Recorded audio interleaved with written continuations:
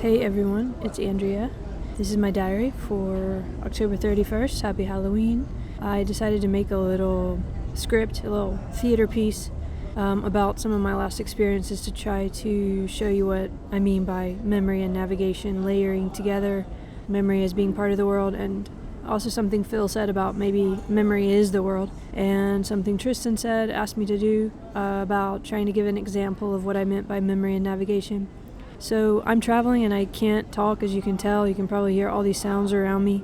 I'm making this little play for you, and I hope it works for this week. Next week I'll do another PowerPoint or something that's more explanatory, but I hope you're all doing well, and I hope you have a good Halloween, and thanks a lot for everything. I didn't expect to see him here. 10,000 miles from New York, but there he is, standing outside a cafe in this town at the edge of the world. It's almost as if we had planned to meet here. I know him with the first glance, that same lopsided grin, and he's holding his camera, of course. By this point, it's an extension of his senses. And that extension of his senses I realize because as soon as I see it, I remember all those walks in the city seeing through its lens.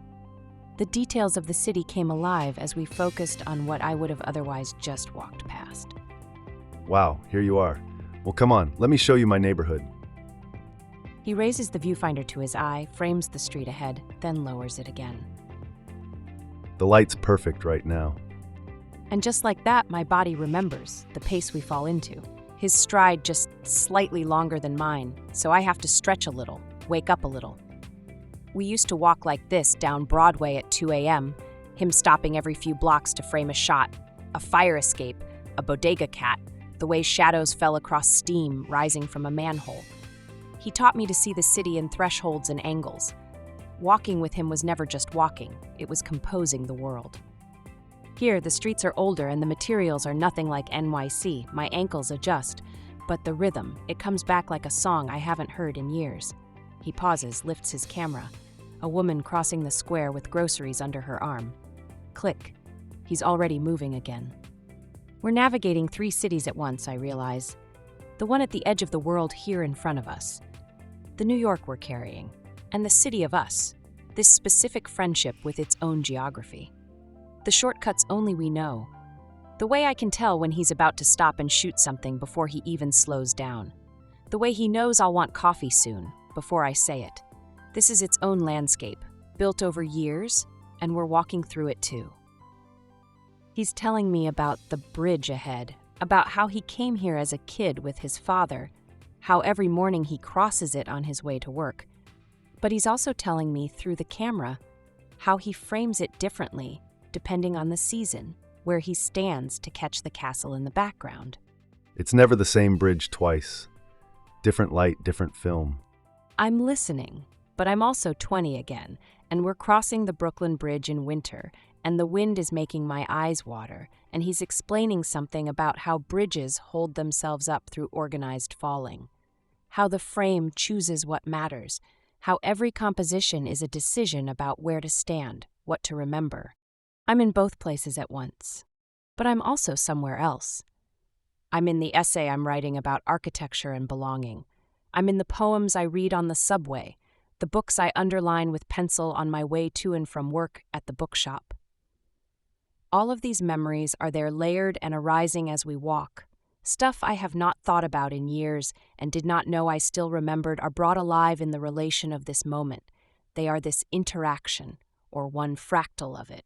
My own landscape of ideas surfaces as we walk, how thresholds work, how bodies learn spaces, how home is a verb, not a noun. My old long-lost friend is navigating his film language, finding shots, building his visual vocabulary. I'm navigating my own questions about place and self. We're walking the same street, but also walking through completely different territories that somehow touch, that somehow share the same ground. He points at a building. See that corner? That's where that writer you liked so much once lived. The one I helped you translate. He says her name, and suddenly I'm in another layer. My college seminar, reading those books, trying to understand labyrinths and belonging and the philosophy of mind.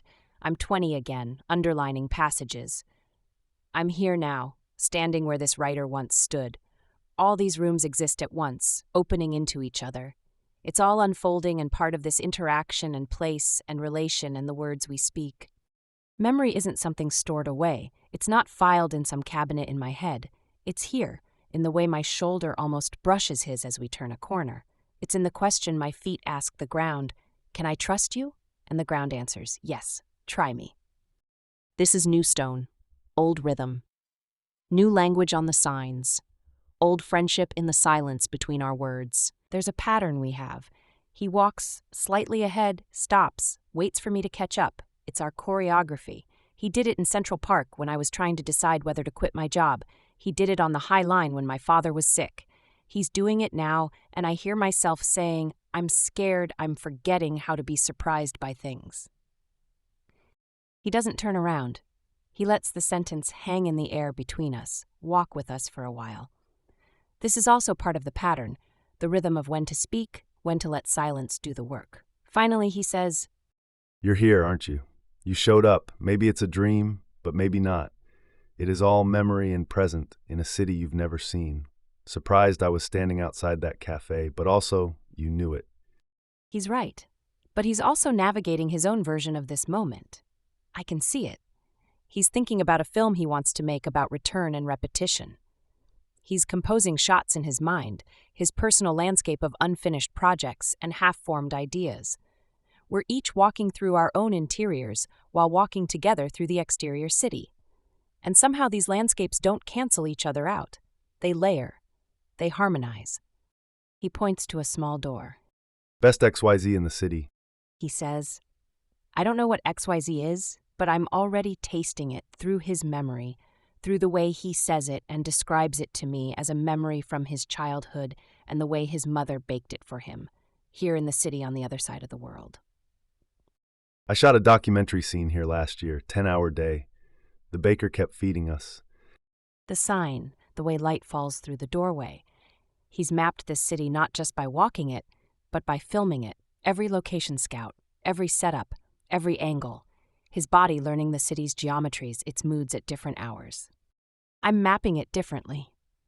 The warm smell of sugar and dough pulls me into a memory of my grandmother's kitchen, which pulls me into thoughts about comfort and ritual, which connects to the chapter I'm struggling with. I'm navigating through my work, even as I'm navigating through this city at the edge of the world, even as I'm navigating through his world of cinema and light. 3 people could walk this same street and be in 3 entirely different landscapes. He in his film references and shot compositions, me in my web of ideas about embodiment and home, someone else in their own constellation of meaning. But my old friend and I, we also share a landscape. We're moving through the space of our friendship, with its own trails and markers, its own muscle memory. The same way I tasted New York when I first arrived, always composing. I was learning to write about the city then, collecting words for what I was seeing, moving through language space while moving through city space. We're making the same walk, over and over, different cities, different years, same feet, same tilting toward each other like plants toward light. But also different walks, him through cinematic possibility, me through questions that words are trying to answer, both of us through the landscape of us, the territory our friendship has carved into the world. I feel it now, how remembering and moving forward are the same thing, how my body is consulting itself, asking, have we done this before? And answering, yes and no and yes again. The newness holds the old makes space for the new. This street in this city at the edge of the world is teaching my feet something they'll carry forever. And my feet are teaching this street what Brooklyn already knows. My friend is doing the same thing with his camera. Each frame a conversation between what he's learned here and what he brought with him. We're each navigating multiple spaces at once, and these spaces fold into each other, inform each other. His filmmaker's eye shapes how I describe things. My questions about embodiment shape what he chooses to frame. Our friendship is the ground beneath both of our individual journeys. And today's city, this present moment edge city, is the occasion for all of it. The reason these invisible landscapes become visible, become walkable. He films the way we walk, one step consulting the last, reaching toward the next, every moment in conversation with every other moment. He stops at a viewpoint, The city spreads below us, terracotta and stone. He pans across it slowly, then drops the camera to his chest, turns to me and asks, Remember that night on the roof of your building? When we could see all of Manhattan? I was shooting that short film about the city at night. I do remember, and I'm remembering it right now, which means I'm making it happen again, here, with my whole body standing in this moment, consulting that one, in conversation with what came before, what's coming next. Memory as footage, navigation as editing, every step a frame, every frame a step. Memory isn't about the past. It's about how we meet the world, again and again, how place and person and pace dance together. I look at him and I'm navigating the topology of our friendship, its valleys and peaks, the easy paths and the places we've had to find our way through. At the same time, I'm navigating this city's hills and bridges. At the same time, I'm navigating my own questions about what it means to be present, to remember, to move forward. At the same time, he's navigating his film grammar, his visual memory, the projects that haunt him. All of these landscapes exist in the same step. All of these journeys are the same journey. The body is always asking, where am I? And always answering, everywhere I've ever been, everywhere I'm learning to be. But it's also asking, who am I with? What matters to me? What am I making? And the answers to all these questions live in the rhythm, in the way we lean into a turn. How the question is the same, where do I stand to see this? And the answer is always here, remembering there. In this light, in this relationship, in this constellation of meaning. Ready to keep going? I am.